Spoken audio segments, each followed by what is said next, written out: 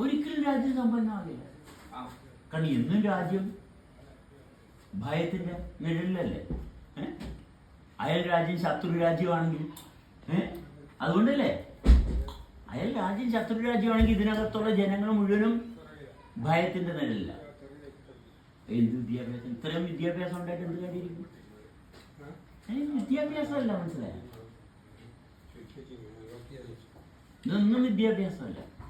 വിദ്യാഭ്യാസം എന്ന് പറയുന്നത് അഭിമുഖീകരിക്കുന്ന സാഹചര്യത്തിൽ പെട്ടുപോകാതിരിക്കാനുള്ള വൈഭവമാണ് വിദ്യാഭ്യാസം. അതുണ്ടെങ്കിൽ മനുഷ്യന് സ്വസ്ഥതയുണ്ട്, മനസ്സിലായ? അതുണ്ടെങ്കിൽ മനുഷ്യന് സ്വസ്ഥതയുണ്ട്. എല്ലാ രാജ്യത്തും, ഏത് രാജ്യമുണ്ട് യുദ്ധവും പട്ടാളക്കാരില്ലാത്ത രാജ്യം? ഉണ്ടാവില്ലേ ചിലപ്പോൾ? ഉണ്ടാവും.